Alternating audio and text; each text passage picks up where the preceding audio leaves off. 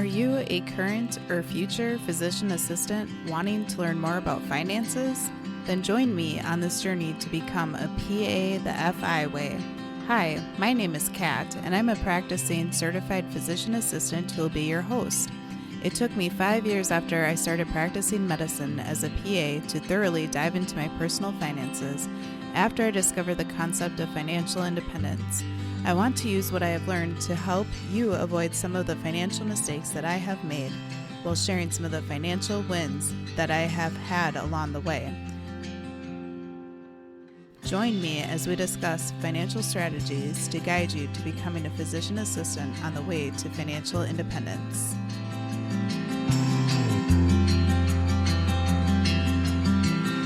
Welcome back to the PA the FI Way podcast. I'm your host, Kat, and I'm so excited because I have a very special guest today.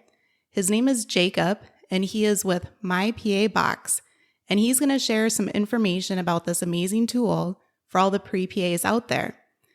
So thank you so much, Jacob, for joining us. I really appreciate it. Thank you for having me. I appreciate being here. Do you mind introducing yourself, Jacob, and telling us a bit about yourself?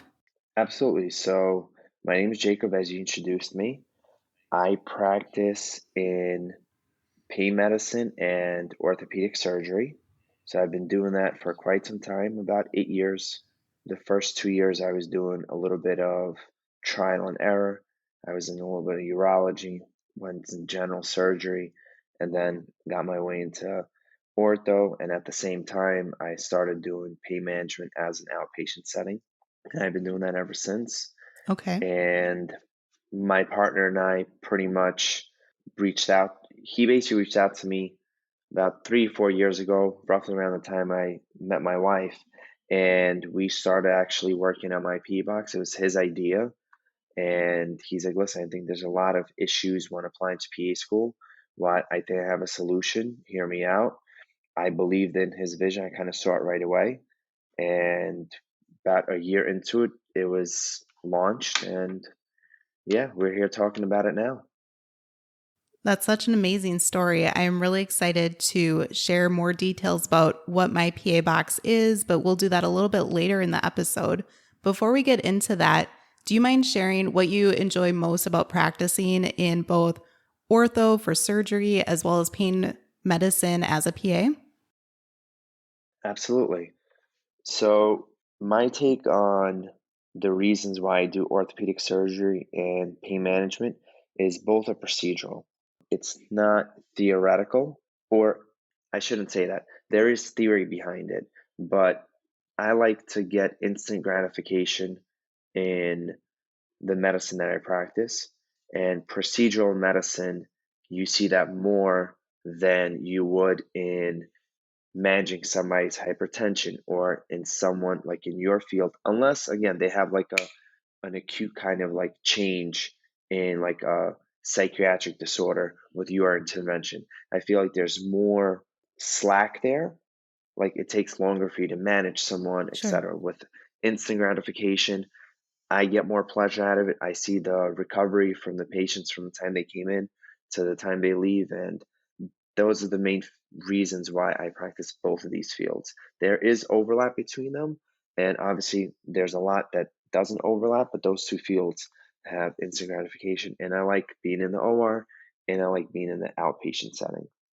And there's reasons why I do both from a financial perspective too. Sure. Yeah, that's awesome. Both of those specialties certainly sound interesting. And like you said, there can be quite a bit of overlap. So do you mind clarifying, are those two different jobs with two different companies, or are they two different roles sort of within the same company that you work for? Right. So the orthopedic position that I do, I work in a hospital part-time.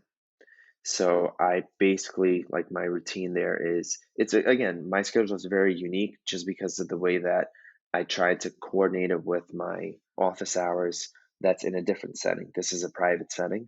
What I do in the hospital is like a 7 a.m. to like 11 a.m., which is typically twice a week, and then 7 to like 4 p.m. on a Friday. And those are the times I operate pretty much. I don't do a lot of floor Sure. work just because we have person there, another PA that typically controls the floor, and I'm the one in the operating room kind of doing what we need to do there. I mean, there's going to be slight changes coming around now because there's a different group of orthos that took over our hospital, and they're adding a lot more surgeons to it now. So our Okay. kind of PA group there is going to be growing, not just from an orthopedic surgeon standpoint, but just from the PA standpoint as well. But in pain management, I work about 4 days a week doing pain management. I do about 6 hours a day in pain management, and it's an outpatient setting. So people come in from, usually I do injury care. It's not necessarily chronic pain management. That's something that I did do for a while. Nice. I did that for about 5 years. That's what I kind of like learned everything about pain management, chronic diseases, failed laminectomies and failed like back surgeries. So you have to manage these patients, even though, and then like I dealt with a lot of opioid abuse, and I kind of realized what I like and what I don't like about chronic pain medicine. This is one of the reasons I kind of like alluded to earlier, like when we spoke before, that I like to practice instant gratification medicine more than managing people's diseases, just because I feel better about myself when I see that. With chronic pain medicine, some people can have relapses, they can have their pain is going to come back and it's much worse. It's just episodes that are difficult to deal with. And I just realized over time, I kind of don't want to do that. That's why I went into more acute pain medicine, which is injury care, either motor vehicle accidents or work related injuries, slips and falls. And that's kind of what we focus on in the line of work that I do in pain medicine today. That's very cool. Thank you so much for sharing all those details, Jacob. It sounds as though you have almost had the luxury to sort of kind of taper your roles into the way that you want to practice them. So it sounds like in your surgery role, you're able to be in the OR pretty much the whole time. You have other people rounding, doing the post-op checks, perhaps, those types of things.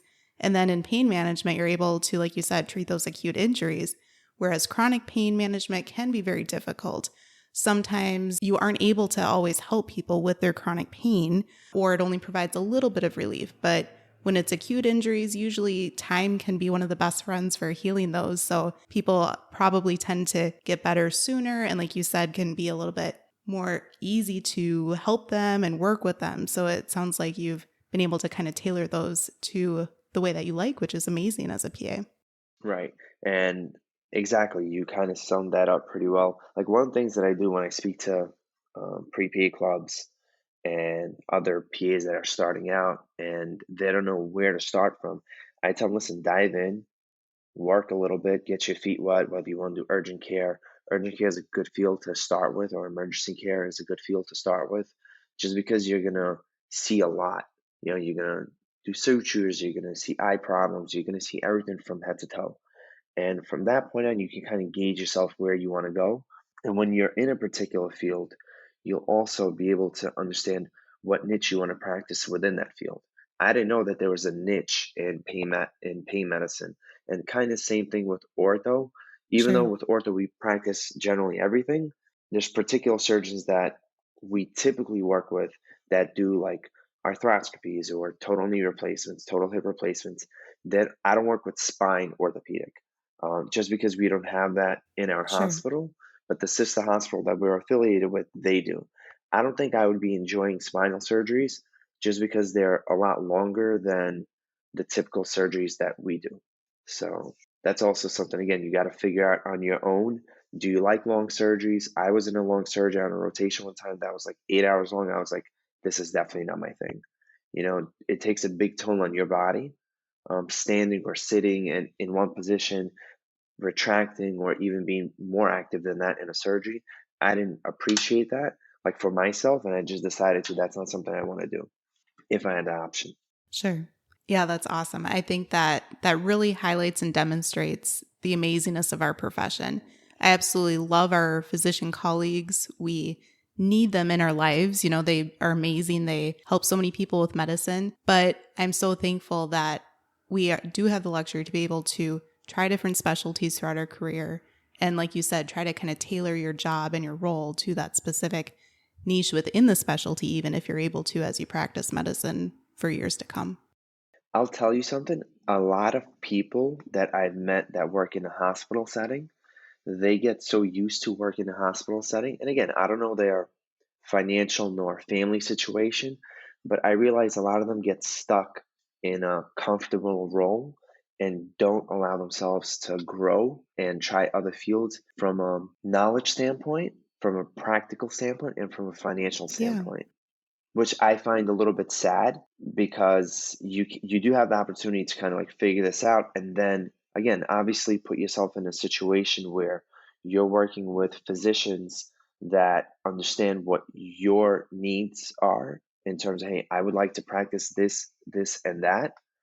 It doesn't always occur, but again, if you get 80 or 90% of what you want, you should probably take that. But again, if you're not looking for that or you don't think that exists, you're wrong because it does.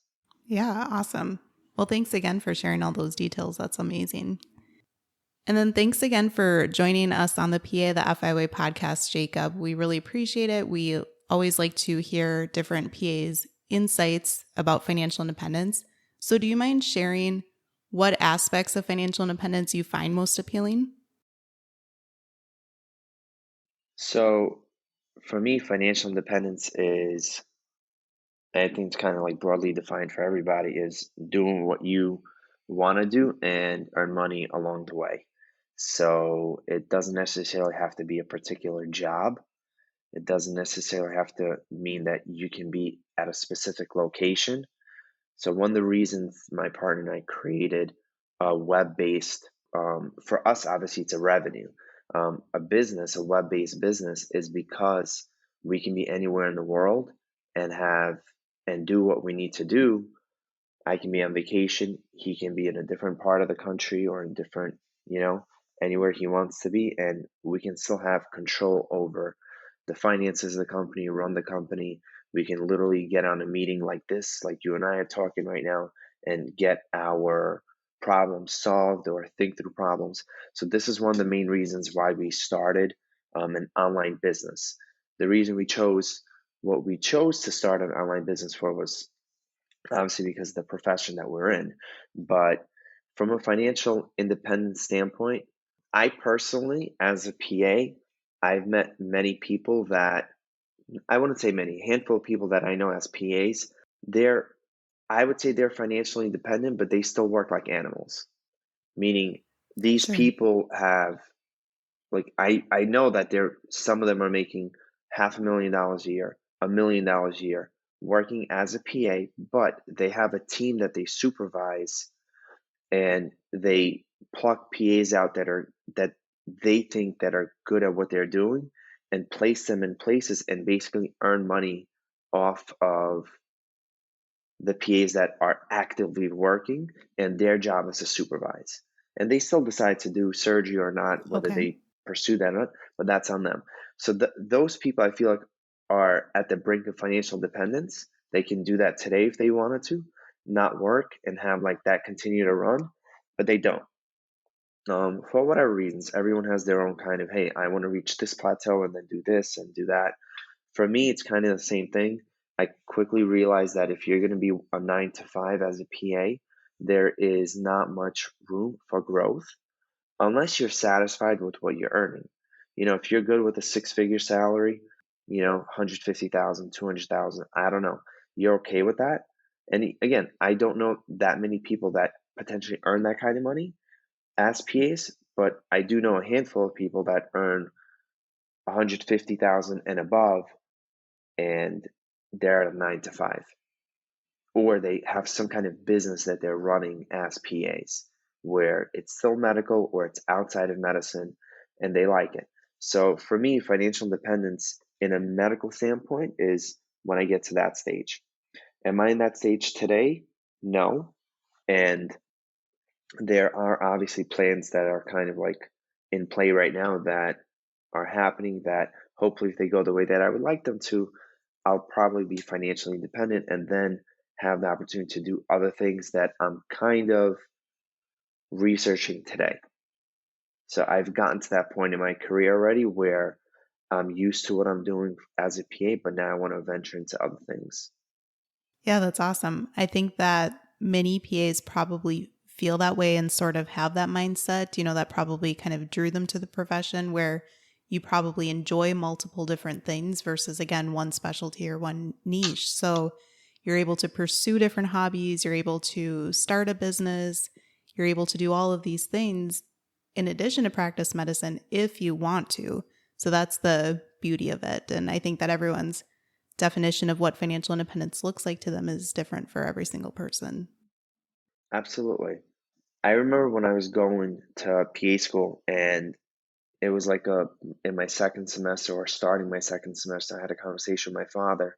And the reason why we had this conversation in the first place was because we started with 72 students, 12 got kicked out or couldn't make it into the second semester. And I came home and I basically told him, hey, listen, Wow. I don't know how the second semester is going to be. I know that the first semester was hard, and from what I hear, the second semester is that much harder. So I may, flunk out. I may get kicked out because of like academic reasons.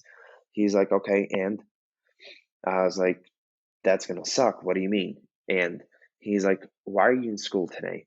I was like, so I can be, on my feet, so I can be stable, financially, etc. He's like, exactly. He's like, if you drop out of school or you fail, does that mean you can't go get a job? That means you can't go pursue other things? No, you're doing this to better yourself, to have security. Tomorrow, when you do have that security, you can do whatever the hell you want. Excuse my language. And, it's still always going to be there. The point is, when you're young, learn something that you can do that you can do for the rest of your life if you chose to do it. But you don't have to necessarily practice this Exactly. the rest of your life. And when he kind of told me that, and again, I'm glad my dad told me that at that time because that opened my eyes. He's like I didn't put myself down. I was like, on the contrary, all right, I'm gonna kill the second semester, and I did. I actually started working, like I don't know, a couple weeks into my second semester because I realized I could handle the workload. I knew exactly what I was doing at that point, and I just started working like a side gig while I was in PA school, which many people don't do. Yeah, that is very interesting. And then thanks for sharing about how your dad gave you that motivational talk as well when you're in PA school. Do you mind sharing, were your parents big role models for you growing up when trying to deal with finances, or what kind of got you interested in trying to make sure that you are trying to be well off financially for yourself and your family? So my parents immigrated here in their like mid to late 30s. So I come from Uzbekistan, the former Soviet Union, and I was 7 years old when my parents immigrated here. I have two older sisters. So my mom and my dad were always working, and my mom was a nurse anesthetist back in the Soviet Union. When she came here, she had to retake a million tests, and it was just difficult for her to do so, just because, again, it's not like you have money when Wow. you come here, so you have to work. And she never basically passed her and just to become a registered nurse. She was always working like as an MA. For her, that was kind of like a Sure. moral, you know what I mean? Like hit, like a mental kind of like not a moral, like a mental hit because she couldn't do it, even though like I'll give you an example. She used to practice in a clinic and she would work with an anesthesiologist all the time and she'll just see the anesthesiologist do like things that you probably wouldn't do and she knows it, but the anesthesiologist looks at her as an MA not knowing that she was a nurse anesthetist Mm, intubating and doing all this herself, and like she just knows how to sure. respond in those Wow. situations. So she was a big kind of motivation. Like I'm closer to my mother than I am to my father, though I have a lot of respect for my dad. It's just that him and I don't see eye to eye all the time. But again, I always have respect for my dad, regardless of all that. My mom and I just like, I don't know, we're just closer. It is what it is. But my older sisters are also in medicine. Our parents kind of taught us from like day one, listen, get on your feet, have something stable, and whatever it is that you want to do afterwards, you can do it afterwards. But get an education and a career early on in your life so that can carry you in kind of like any circumstance in life. Awesome. That sounds like a very interesting background. And it sounds like your parents went through a lot and that they were huge role models for you growing up. So that's really great that you come from that background and then they instilled hard work ethic for you, but then also, taught that you can also pursue your own type of business on the side as well. So that's awesome. Exactly. And then before we talk a little bit more about My PA Box, do you mind sharing how you met your business partner? Did you guys meet in PA school, or how do you guys know each other? That's actually exactly how we've met. We met in PA school. Him and I were both the only ones living in Queens, actually. So our school was like 50 miles away from where we lived. So we commuted about an hour and a half to school each way. Oh my goodness. So I met him, like we became friends. Yeah, we became friends about the first month into PA school and quickly realized, hey, we're the only ones kind of going from. He actually lived a little deeper into Queens, like meaning further away from the school than I did. But again, it was like a mile or two compared to like the 50 miles we would have to drive. So we decided to carpool, and we basically carpooled for 1 year there and back. We studied together. We made some friends in PA school, and when we graduated, we still kept in contact. We weren't the best of friends, but we were definitely, hey, if you need something, I'm there, whether it's finances, whether it's just I need to talk to somebody, or like medical advice. Hey, I saw this patient. What do you think about this, that, the other? Him and I always had that relationship, like after PA school. And him and I understood each other, like I feel like on a different level, just because him and I carpooled together and we just really understood each other being next to each other for that long. And he reached out to me in like March, April of 2018 with this idea. He actually had this idea Sure. before then. We did like a little venture together trying to create like apps for small businesses, like a bagel shop, kind of having like a Dunkin' Donuts app for a mom and pop shop for a bagel shop. And then we Okay. quickly realized Cool. it wasn't gonna happen just because from us, but working with so many different people that are very busy and trying to get that information out of them, it just wasn't cost effective for us. It's like, listen, we can't do this concept. So we can rely on ourselves. We can't rely on other people and try to make money from that. At least it didn't work out for us.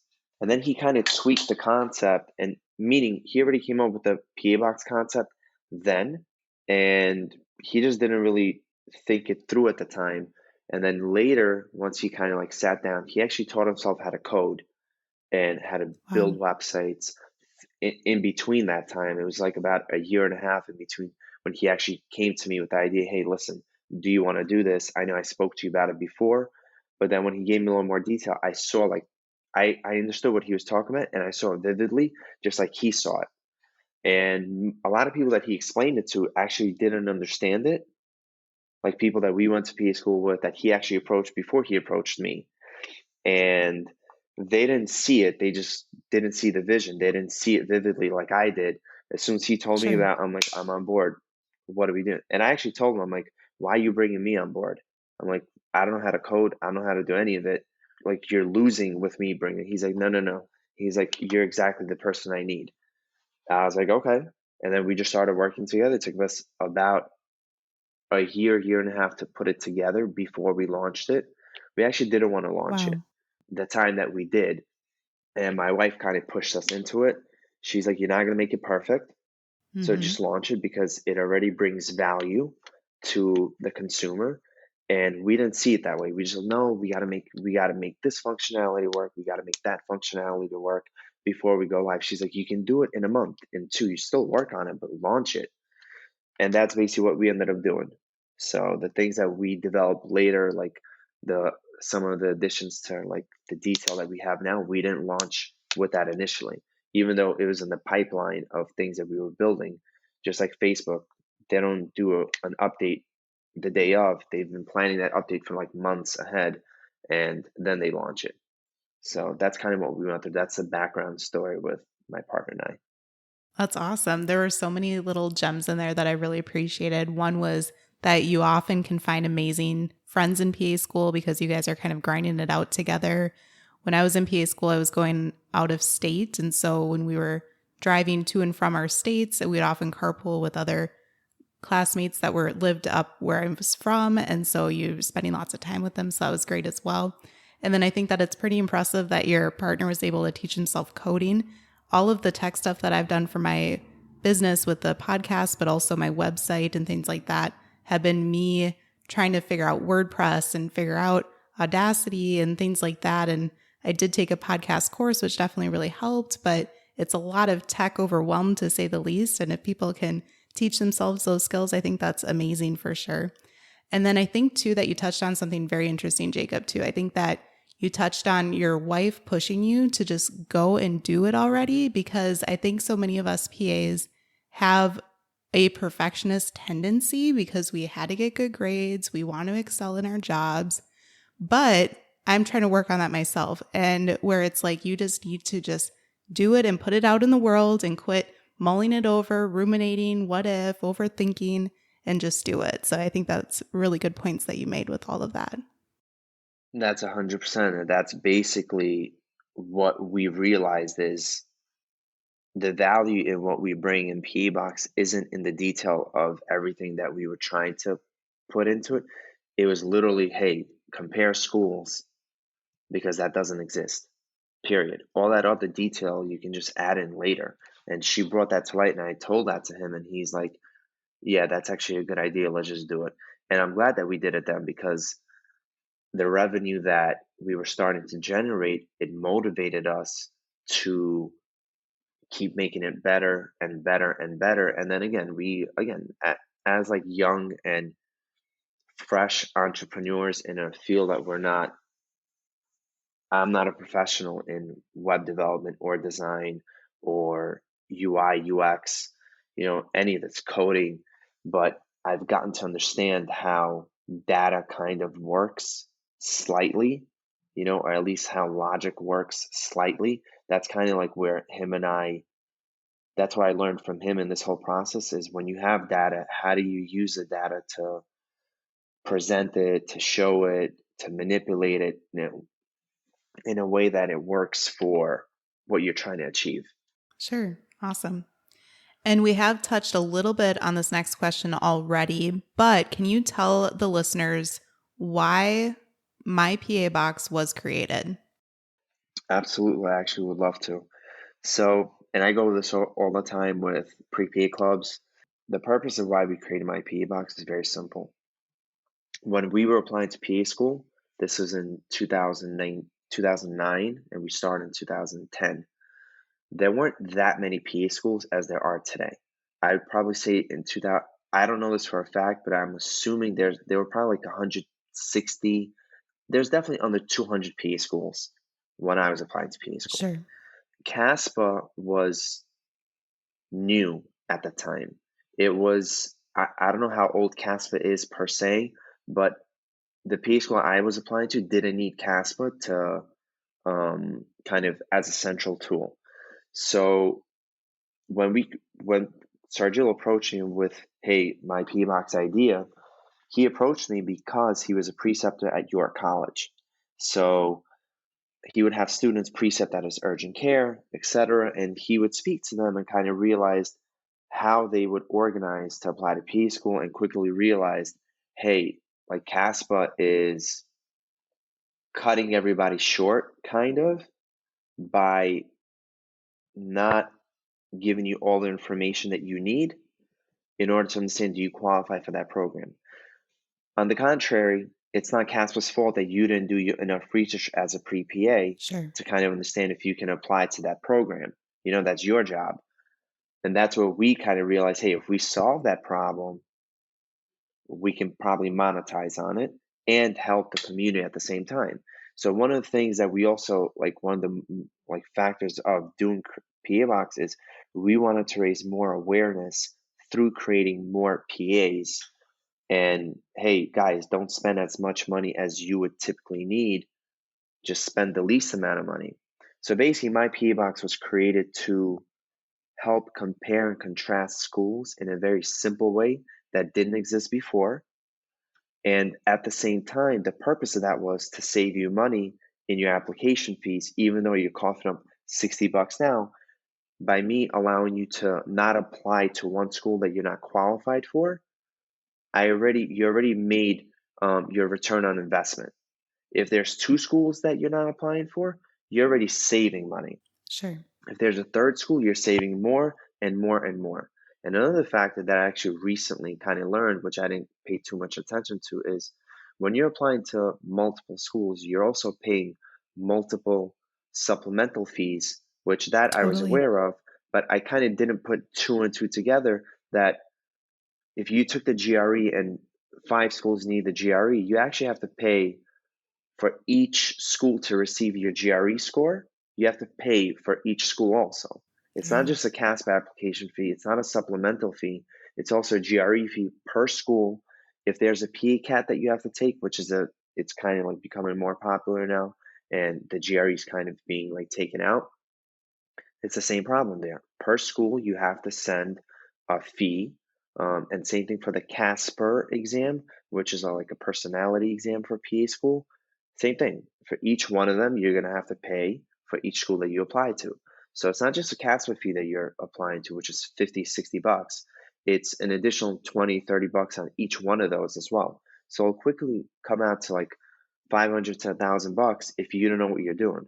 Why apply to those schools when you can be certain about, hey, I'm qualified for school A, B, and C? Not, oh, let me apply to 10 schools that I probably am qualified for. And even if you created an Excel sheet or a note, like wrote everything in a notebook, school websites change pretty frequently. So if you Sure. did this 3 months ago and you didn't look back at the website today and they may have updated something, you may be applying to that program with either missing a criteria or not having enough kind of prerequisites or at shadowing hours, or something could have changed. And that's really the concept behind PA Box. We kind of think all this through for you, show you what you qualify for and where you should apply to, and then obviously you make the decision, is it worth it or not as a pre-PA. Yeah, that's awesome. I was definitely one of those pre PAs that had this Excel spreadsheet going, looked at so many PA programs that I was considering in so many different states back when I was applying. And I would have to make different columns and figure out all the nuances. How many patient care hours does this program need versus this one? Which prereqs? Oh, that program requires a zoology course. Well, I've never taken zoology before, so I guess I can't apply there. And I'm glad that I didn't waste my time or money applying there for, not being able to even get accepted. So I think that the concept of my PA box is absolutely wonderful. I think that, like you said, there is a fee for it, but it saves you so much money in the long term. But more importantly, I think that it just saves you so much time. Time is one of life's most precious non-renewable resources, as many in the financial independence community say. So if you can save time throughout your life, it's very reasonable to pay a small price for it. So thank you so much for creating this amazing resource. Absolutely. Absolutely. What are some of your favorite features of My PA Box that can save future PAs so much time and headaches besides the ones that you've already mentioned so far? So with my Paybox, the main tool, there's a couple tools there that people use. Obviously, it's just searching up a PA school itself. Like the way we display each school is ergonomically, I think, easy to look at because it's bullet point formatted versus the way the websites kind of do things. They lay everything out in a paragraph format.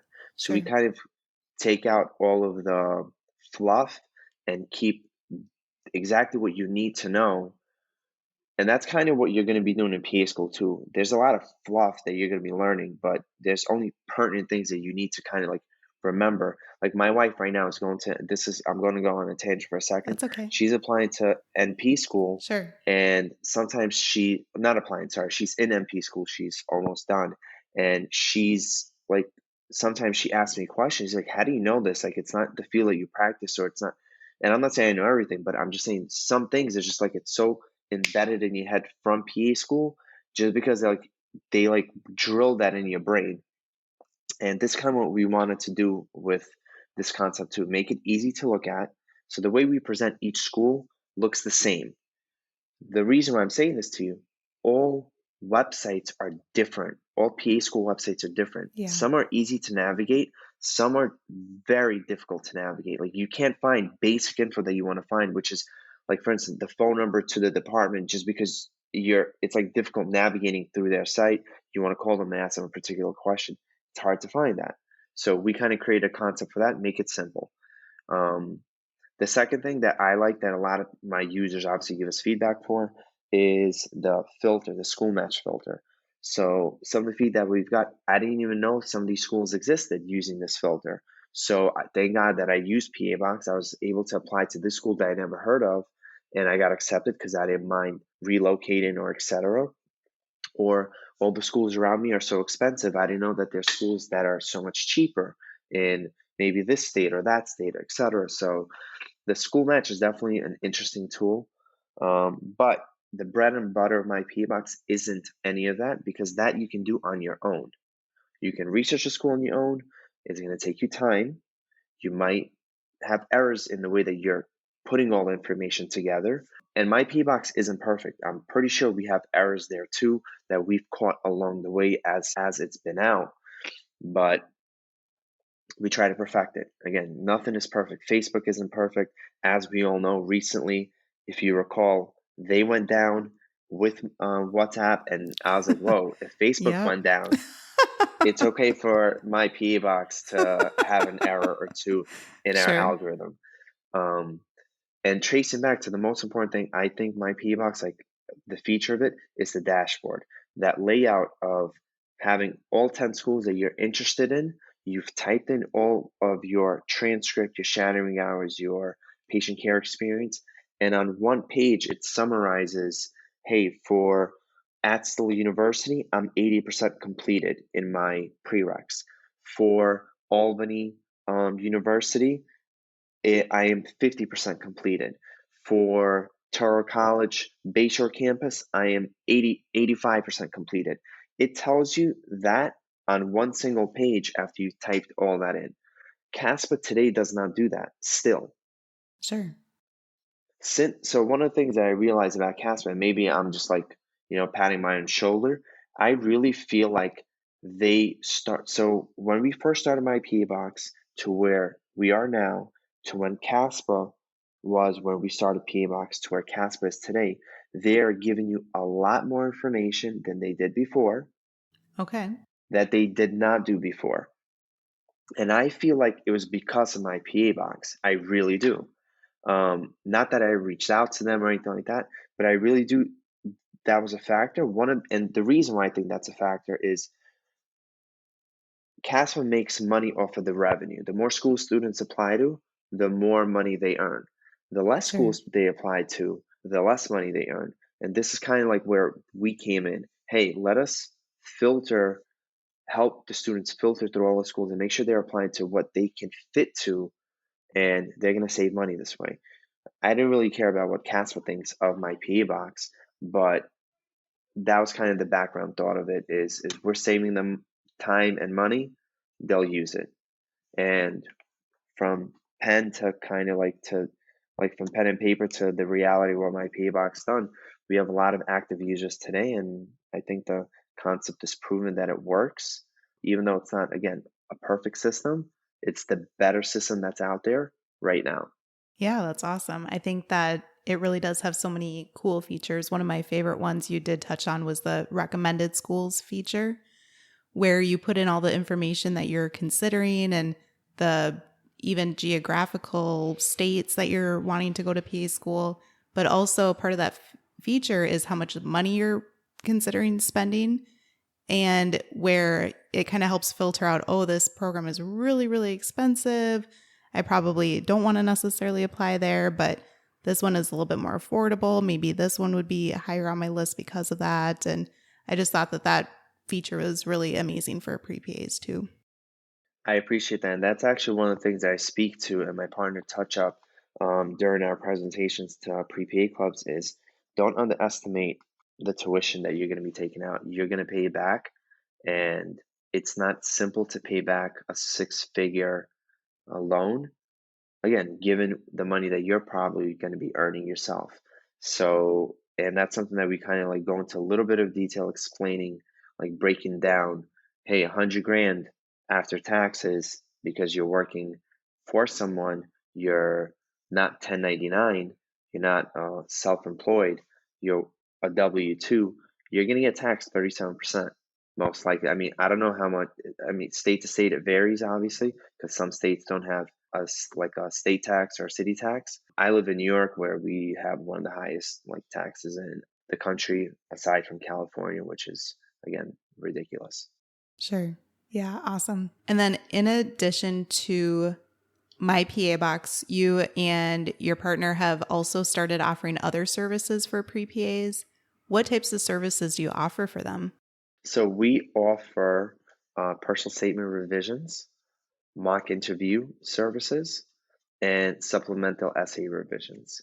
So those are conducted by a former alumni of the York PA program.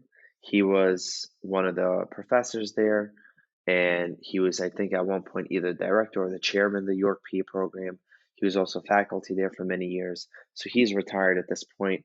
And again, the way we've met him is through Sargil, because he precepted for that program and they became really good friends. And obviously, I got introduced to that equation through Sargil, and we became kind of friends from that point on. And he's the one that conducts these services, and he likes doing this. He does it his free time. Again, he travels at this point. He's retired, so whenever he's traveling, he gets on a quick call to do a mock interview, and he's happy about it because he's still contributing to his field, being retired. Nice. That's awesome. Very cool. And then if some of the listeners are thinking about signing up for My PA Box, if they are pre-PAs and are hoping to apply to PA school soon, do you mind sharing the cost that it is and how the subscription looks like for them? Right. So the cost of my PA Box at the present time is $65 for the year. So I think that's a pretty reasonable price point, just because that's around the price point of applying to one PA school. So that's kind of how we chose Totally. that figure. Now, most of the time, most PA students will use a discount code, and they'll get a 15% discount, lowering the price down to 55, which is actually the exact cost of one school that you'll apply to. And that's kind of how we came up with those figures. Awesome. Thank you. Yeah, the discount code that you provided for the listeners on our show is PAFI for Physician Assistant Financial Independence. So you guys can definitely use that code to get 15% off your My PA Box subscription. So thank you so much for offering that for us, Jacob. Absolutely. Just don't forget, it's all caps. Okay. PAFI, all caps. Correct. Good to know. Thank you for pointing that out. And then I really appreciate you taking the time today to share about My PA Box. If some of the listeners want to touch base with you, find out more about My PA Box, or get in touch with you, how can listeners find you? So we can be reached at our Instagram page, or if they want to speak to me directly, they can just email me at jacob@mypabox.com, and I'll be more than happy to answer any questions. Very cool. I'll make sure to include the links for your Instagram as well as your website in the show notes for today's episode. Perfect. Thank you, Kat. Yeah. And thanks again so much for taking the time, Jacob, to share about My PA Box. I think it's an amazing resource for all the pre-PAs out there. Can save them so much time, so many headaches, and hopefully a lot of money as well. So thanks again. I really appreciate it. Absolutely. Thank you for having me. Thank you for allowing me to spread the word of My PA Box to your audience and a little bit of some financial advice. Awesome. Thanks.